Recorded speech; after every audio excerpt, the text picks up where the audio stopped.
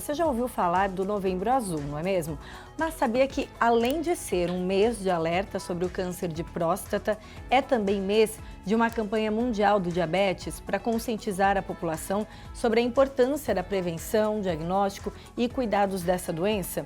A campanha mundial tem o mesmo tema a cada 3 anos e neste, de 2023, o foco é a prevenção do diabetes tipo 2 e as complicações relacionadas à doença.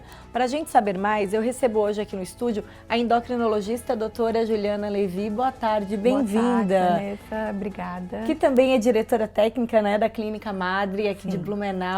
Para a gente tratar de um assunto que está aí por causa do mês de novembro, o Novembro Azul, né?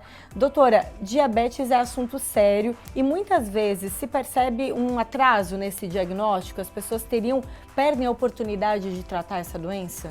Muitas vezes, né? Justamente porque, como na imensa maioria das vezes, no diabetes tipo 2, que é o mais comum, é uma doença assintomática, né? Então as pessoas estão doentes e não sabem, né? Então elas estão com a glicose alta e não sabem, infelizmente. Acabam ignorando alguns sintomas que muitas vezes passam despercebidos no dia a dia. Vamos relembrar, quais são os sintomas, os sinais do diabetes?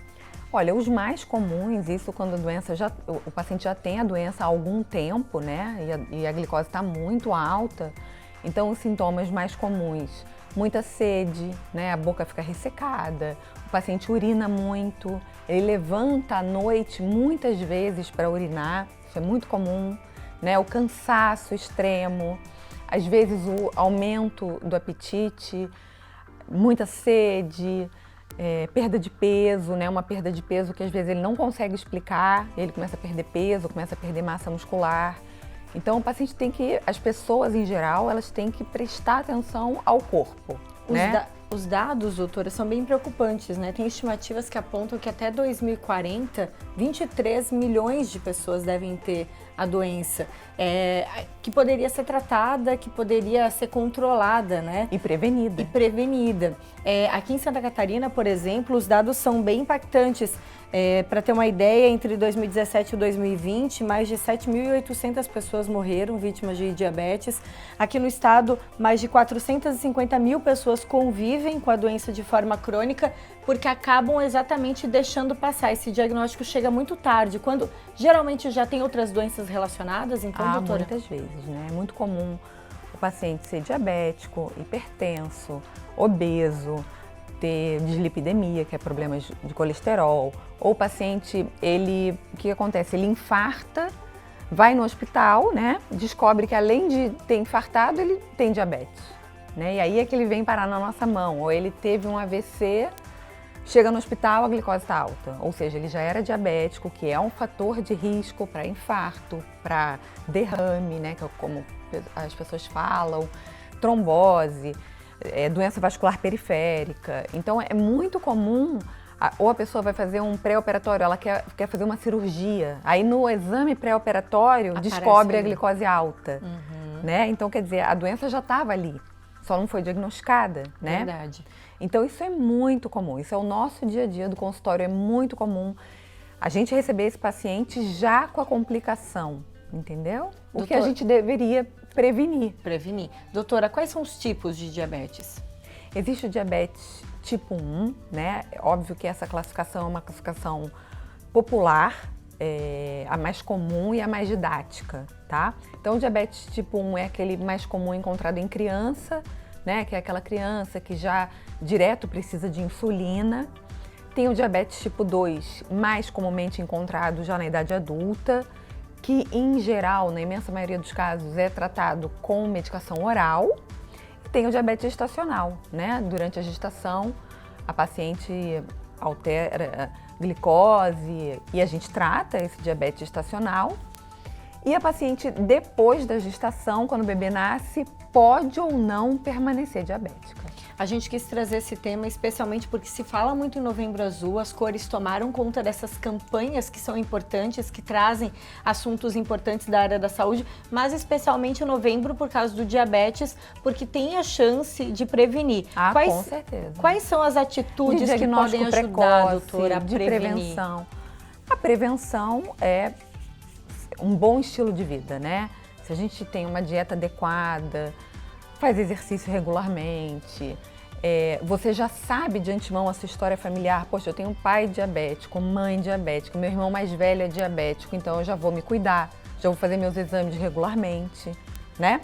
Então, se eu já sei que eu tenho a doença, né, a minha glicose toda hora está aumentando, está alterando, eu já vou procurar o médico, já vou começar a tomar alguma medicação, mas enfim, vou procurar uma orientação, tudo isso para prevenir complicação. A grande questão do diabetes é a gente não só tratar a doença, mas prevenir complicações graves, como infarto, derrame, AVC, né? Que são complicações que limitam a vida das pessoas. Certamente. Né? Doutora, você atende na Clínica Madre, tem outros profissionais, tem uma equipe multidisciplinar. Sim. Lá, né? E esses profissionais acabam levando esses pacientes também a partir de suspeitas, sintomas e acaba chegando nesse diagnóstico de diabetes?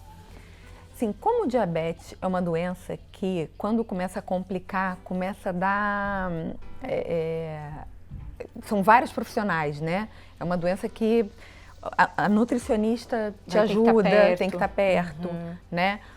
Muitas vezes o neurologista, porque começa a dar complicação neurológica, né? O paciente começa a ter dor, vascular muitas dores. Também, né? O vascular, então, o otorrino, às vezes o paciente com a glicose alta, ele tem zumbido, tem tonteira, né? É muito comum o paciente chegar lá, doutora, eu tô tonto, quando vê a glicose está alta, né? O cardiologista, a pressão tá alta, ele tá com o colesterol alto, ou ele está com uma síndrome coronariana aguda, precisa do check-up da cardiologia. Então, o diabetes obriga a gente a estar sempre em contato com outras especialidades. Doutora, faz o convite para que as pessoas conheçam a clínica, saibam mais. Lá tem tantos profissionais, né, qualificados e que juntos podem dar essa assistência de saúde, né, essa assistência médica. Sim, primeiro eu queria fazer o convite não só para ir lá na clínica, mas para aproveitar essa campanha do Novembro Azul da saúde do homem, até porque os homens, infelizmente, são os que menos se cuidam, os que menos procuram cuidado espontaneamente, né? Normalmente o homem ele só vai porque ou a esposa leva ou porque realmente está se sentindo mal. Então faça o seu check-up, faça os seus exames, né? Se vier uma glicose alterada, procura orientação, né? Vai lá, procura o cardiologista, mede a pressão, não importa se é muito jovem, né? Preste atenção na sua história familiar. Tem muitos pacientes que eu pergunto, mas e a sua mãe, e o seu pai? A pessoa, não sei, nunca perguntei, né? Então, pergunta, poxa, mãe, você tem algum problema? Você usa alguma medicação que eu deva me preocupar, né? É importante a gente saber a nossa história familiar. Novembro Azul, então, chama atenção para a saúde de modo integral, né? Principalmente chama a atenção dos homens. Dos homens, não só para a próstata, né? Apesar da gente focar muito nessa questão da próstata, porque o câncer de próstata é o câncer mais prevalente no homem, mas o homem deve cuidar da sua saúde desde cedo, assim como nós mulheres vamos desde cedo ao ginecologista, cuidamos da nossa saúde durante as gestações, então o homem deve desenvolver esse hábito também. Doutora, muito obrigada pela presença mais uma vez aqui no Ver Mais, Obrigada. com esses esclarecimentos. Obrigada. Obrigada.